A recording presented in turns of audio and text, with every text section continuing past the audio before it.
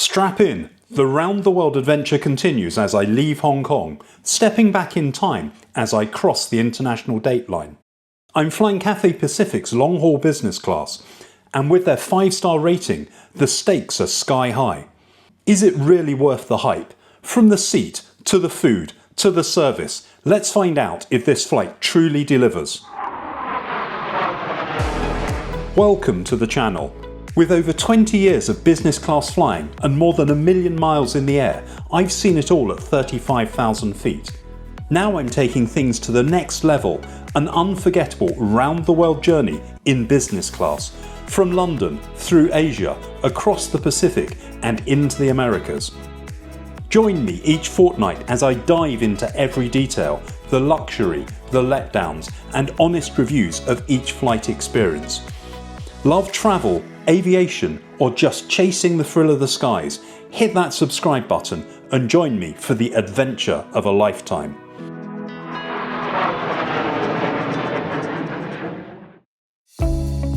My journey started mid-morning at Hong Kong International Airport, Terminal 1. Cathay Pacific's business and first class check-in desks were in Zone B. I got to use the first class desk as One World Emerald. There were no queues and I was checked in straight away. The baggage allowance was 2 checked bags, each weighing up to 32 kilos or 70 pounds, with maximum dimensions of 62 inches. That's the height plus width plus depth. The tagged bags were then taken away by a porter. Cathay operates 3 daily services between Hong Kong and Los Angeles. 2 offer 4 classes of travel, but the third, which I was travelling on, didn't have first class. Checked in, it was then a short walk to immigration and security. On the way, I walked past the business class check-in area, where there were pretty long lines.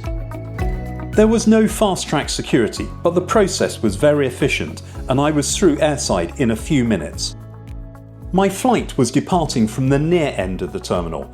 There was a business class lounge on the left-hand wing, but also a first class lounge on the right-hand wing. I checked out the first class lounge. The lounge was fairly quiet with lots of staff on hand. A range of hot and cold food and drinks were available.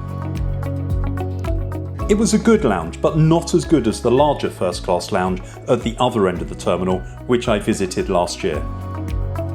Soon it was time to head to the gate, which was on the left-hand wing of the terminal.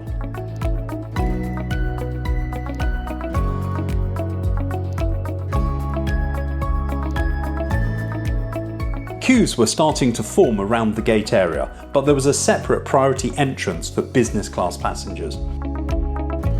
The flight was on a Boeing 777-300 extended range aircraft, registration Bravo Kilo Quebec Oscar. It was 11 years old. There was a bit of a delay before boarding. It finally started about 20 minutes later than planned. Business class passengers were the first to board the plane using a separate air bridge to the front door 1.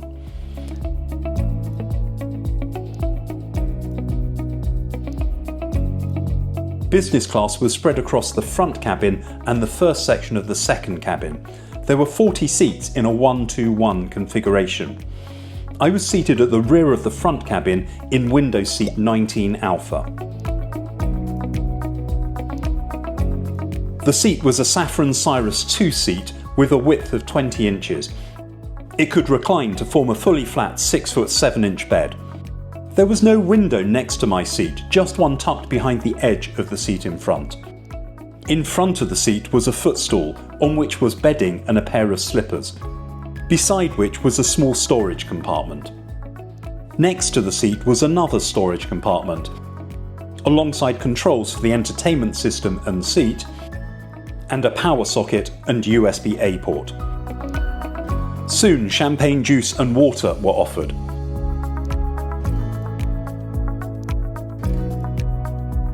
Overhead were reading lights, but no individual air vents. There was plenty of space for luggage in the overhead bins. The purser came around personally welcoming each passenger. A Bamford-branded Amenity kit was provided.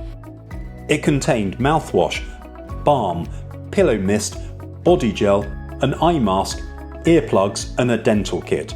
A bottle of water was also provided. Soon there was a hot towel service.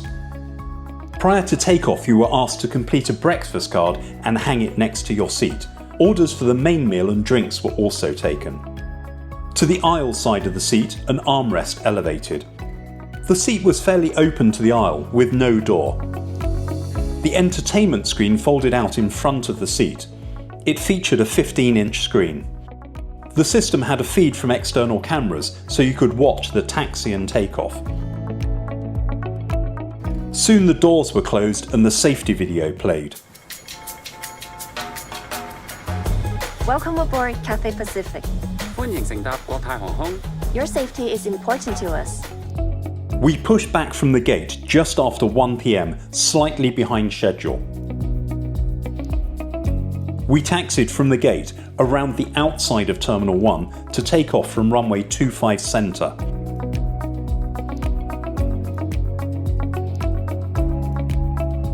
We arrived at the runway at 1:24 p.m. As we take off, it's time to thank my supporters in the Doors to Automatic cabin crew. Just £4 per month gives you early access to reviews and other behind-the-scenes content, including the next episode of this series, which is already available. Head over to Patreon to join the cabin crew. The flight time from Hong Kong to Los Angeles was scheduled to be 13 hours and 30 minutes. The flight routed over the Taiwan Strait and East China Sea before flying over Japan and heading out into the North Pacific Ocean. It then routed close to the Bering Sea and down the west coast. Wi-Fi was available on the flight. A full flight pass cost $25. However, business class passengers got complimentary access. The speed was very slow at just 1.7 megabits per second. Fairly standard business class headphones were provided for the entertainment system. They were comfortable to wear. The system included a comprehensive range of content, although the touchscreen wasn't very responsive at times. The content included 1,088 movies, 409 TV series, and 1,249 audio albums. Soon after takeoff, preparations were made to serve the meal. There was a choice of 2 starters, a cauliflower soup or shredded chicken, 5 main courses, a sea broth, a poke bowl, minced pork patties, parmesan crusted chicken or lamb shoulder. There was then a cheese course or 4 desserts, fresh fruit, rice pudding, jelly and ice cream. The table slid out from under the counter, then folded open. A member of the crew laid a tablecloth before my drink was served alongside a duck breast amuse-bouche. A little while later, the first course was served alongside a choice of bread.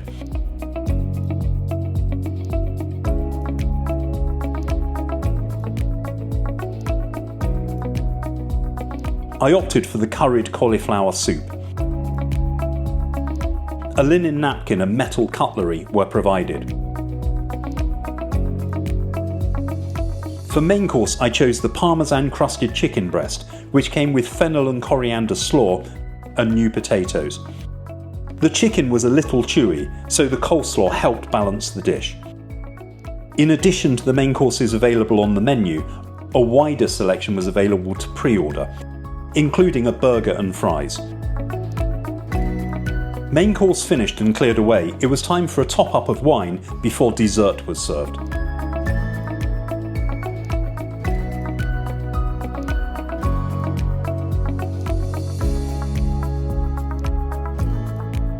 I opted for the plate of cheese. There was a very good wine list, including Charles Heissig champagne. The red and white wines averaged £32.15 per bottle. Overall, I thought it was a very good meal. Following the meal, I was offered a chocolate. There were 3 toilets for business class passengers, 2 at the front and a third larger one between the 2 cabins. They were fairly dated but well maintained. Bamford premium toiletries were provided. A baby changing table folded down from the wall. Back in the cabin, the lights had been dimmed. I checked out the sleep mode. A good quality duvet was provided.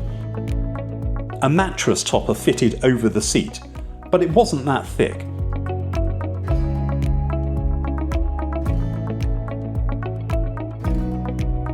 As a bed, it was very long, but not that wide. It was fairly comfortable though. The seatbelt signs came on a few times due to turbulence. With about 6 hours remaining on the flight, we approached the international date line. We departed from Hong Kong at 1:24 on Tuesday the 12th of August. Los Angeles was 8 hours ahead of Hong Kong as we travelled east, so we could expect to land at about 11:10 AM. However, as we crossed the date line, we went back a full day in time, so the arrival in Los Angeles would actually be just over 2 hours prior to the departure from Hong Kong, disproving the myth that you can't be in two places at once.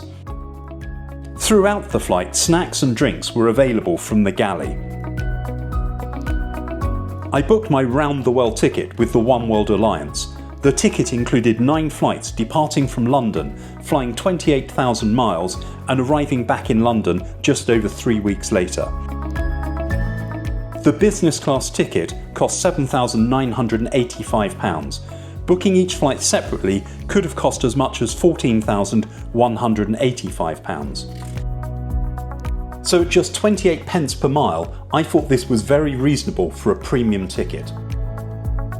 About 90 minutes prior to landing, the cabin lights came up as we prepared for breakfast. Firstly, a hot towel was offered. I'd placed my breakfast order prior to departure. There was a choice of 4 main courses: oats in coconut milk, a mushroom and onion tart, a Chinese breakfast, or a Western breakfast. The breakfast was served all together on a tray. A linen napkin and metal cutlery were provided. There was a croissant and muffin, a bowl of fresh fruit, and tea and juice. I opted for the Western breakfast, which was scrambled eggs, fried bacon, pork sausage, tomato and potatoes. The breakfast was very good. Soon the seatbelt signs were back on as we prepared to land. We came into land on the northern runway 24 right and then taxied to a gate at the Tom Bradley International Terminal. So what were my overall thoughts of Cathay Pacific long-haul business class? The check-in experience at Hong Kong was very good, as I was able to use a first-class desk. However, the business class check-in did appear to have a rather long queue. The lounge was good. Although delayed about 20 minutes, the boarding process was efficient.